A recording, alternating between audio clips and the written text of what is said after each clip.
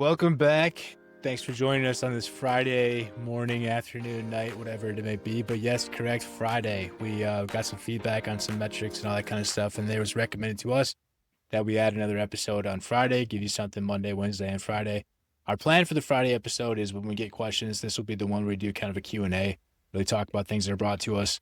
If we don't have questions, we'll kind of reflect on some things that came up throughout the week from conversations we had that men or families, women, whatever, struggle with, and it got brought to our attention. So this is the Friday one. We hope that you enjoy this. We're excited for it. And I'm going to kick it over to you now, Joey.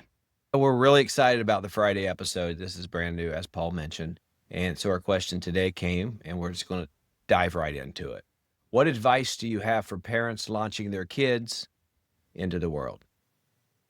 This was specifically worded as young men, but we tailored it a little bit because obviously my young man is only about to be 3 weeks old. So it's a little different for me. But this is such a deep question. And I see the conversations we have from the guys that we work with and just people in general in our lives. This is one of those ones that it's so hard. And there's people in those seasons right now.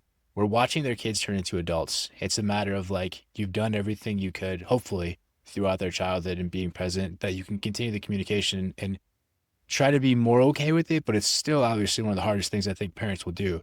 But you're trying to figure out how much do you hold on and how much do you let go as they walk out that door into college or even after college and they're no longer under your roof. Don't you wish parenting had a manual? I was going to say, if you got one, you better sell it because people need that. I need that. It's not easy. You spend all your time, you're worried about, you're protecting them, you're guiding them, you're correcting them. And then all of a sudden you're just supposed to let them go. I mean, that's pretty tough.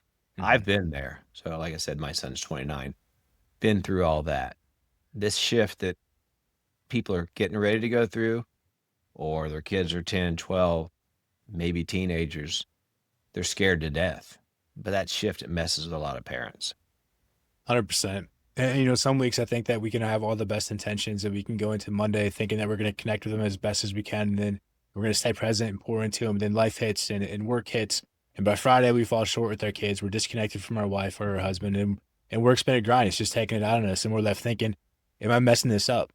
The message that we have for you guys on this one is, if you're intentional, I don't think you can. I don't think you can mess it up just by one bad week. You're not going to be perfect. I mean, I've been there. I've done that. But the shift is you're not failing because you're struggling. Only way you really fail, Paul, is if you check out and you just stop showing up. Mm-hmm. If you struggle, you care. Showing up tired, that's when it really counts.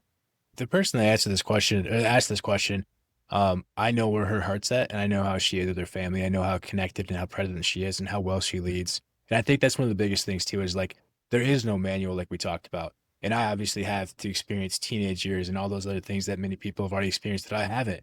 And my hope is that by doing enough foundational found work right now to stay connected and plugged into their life and be such a positive role model and keep the open line of communication with them, my hope is that the older they get, the more that helps, because it's not going to be perfect. They're gonna pull back, they're gonna push away, they're gonna disconnect at times. But I always have to remind myself as I go through that chapter, failure isn't about falling short. It's about staying strong when life gets hard, when those moments get hard. But then when they say things that we hope that they don't mean, or that we said things, I remember saying things to my parents I didn't mean. I was just mad in the moment. So it's a matter of not taking that stuff personal too, which is so hard to even say or comprehend when your kid tells you something that really hurts. But it's always about thinking past that, not taking it personal, not focusing on perfection, but focusing on presence.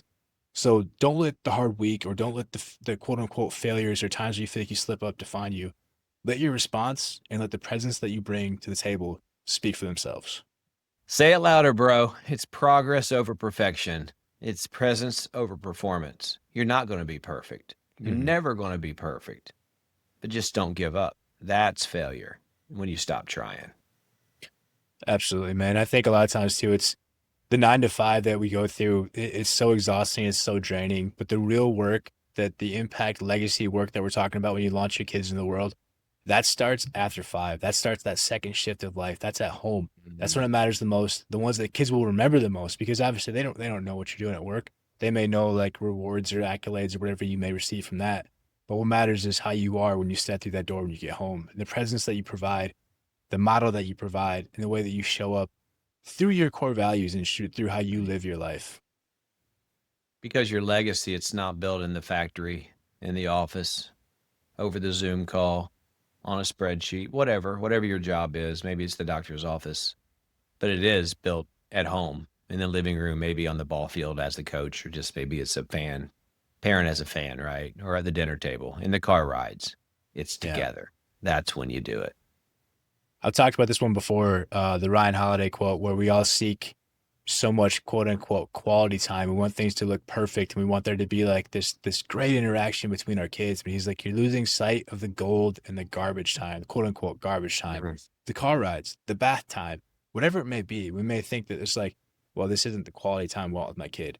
It can be. It will be if you shift it and you allow it to be, opposed to saying like, well, the factors aren't right. Like, no, any time that you get with your kid is an opportunity to make quality time. So frame it that way. I'm not always perfect at it myself either. Sometimes the car rides can be incredibly stressful, but I have to think this is just another opportunity to connect with my kids. My challenge would be to ask your wife. Me, I don't have kids at home anymore. So ask my wife, what do you need from me this weekend? Whether it's practically, emotionally, whatever it is, just ask her. Yeah, and challenge yourself too. Ask your kids what's one thing that you could do with them before Monday, and challenge yourself. What would it look like if you fully showed up, even if this week did not go the way that you planned it to go? And that's it, man. Launching your kids into the world, it doesn't mean letting go of your role. Never. It's just shifting from control to connection. Yep. And that starts at an earlier on process. And like I said, the person that answered this question, that asked us this question, I know the work that's been put in. I know the foundation that's been there for the connection. And really another thing that I think about with this is there's so many influences in the world. Sadly, there are harmful influences, especially when you look at male figures, incredibly harmful influences. And it's a matter of really auditing where your kids are getting the voice from. If you're not a voice for your kids, if you don't allow yourself to be a voice for your kids, they will find a voice from someone else.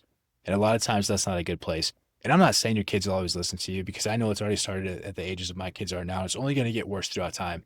But that's where the more intentionality comes in place of putting them around the right coaches, putting them around the right people, putting them with the right friends that have the right parents in place that will be positive influences for them too. Really trying to audit who your kids are getting that voice from. It's very hard with social media and the influence these days. I understand that because there's some very toxic stuff out there. There's a lot of good tools in place too, though. Bark is a good tool, and they have a good website on Facebook or a good group on Facebook called Parenting in a Tech World, I believe. There's a lot of stuff I've gone in there for that. My daughters are really upset with me because I won't let them play Minecraft, but or not Minecraft. What the Roblox? I won't let them play Roblox because I've seen through my work and other things the type of stuff that gets involved on those Oh. sites. So that's just one thing. Not to make this any harder for people, but when you think about launching your kids into the world, I think it starts at such a young age. The work you put in, the reps you put in only get better over time. The connection only gets stronger over time. So when it comes to stuff like that, when you have to make decisions of what they can and can't do, as far as the dangers of the internet, the work you put in will help soften that blow a little bit. They weren't happy, but they trusted my decision for them because I explained it to them and because we talked about it. So as they get older, that's my plan to keep doing that. I know a lot of guys that have had kids go to college. That's the connection that the work they put in have helped make that process a little bit easier because if you keep that communication open, if you keep that door open, they know they can come back. They can come back to you, not because you yelled at them, not because you scolded them, but because you emotionally supported them and they knew that you were a safe place for them to go to. Be in a safe place, giving them that freedom to come to you no matter what it is without not necessarily fear of repercussion because there's still going to be consequences, but being that parent that, hey, yeah, you can call me anytime. Mm-hmm. I'll be there for you. That's so important, Paul. And I just want to reemphasize that these kind of questions, yeah, we're answering them for the people that are asking them, but you're impacting a lot of other people as well. So please continue sharing the questions. It's going to help us grow. And by us growing, hopefully we're helping a lot of people out there. So thank you for the question. Thank you for the listeners that are checking us out. And we appreciate your support. Got anything else, Paul? Yeah, just that our answer is just one answer, right? This is just our opinion, just stuff that we've seen. It doesn't mean that by any means it's right or wrong. People can argue with it all they want. It's just kind of the way that we decided to go with this one. But you're right, man. Being that person, if your kids find themselves in a situation at 3 a.m., they're going to call somebody or they're going to figure it out on their own. If you're not that person for them to call, hopefully you have a better plan in place. By all means, try to be that person for them to call, because that makes such a difference. Personally, I know I was able to call my parents in those moments, and it made a big difference. So thank you guys so much for the engagement, the support, the feedback, the questions, all of it. We really do appreciate it. Be blessed, y'all. See you guys.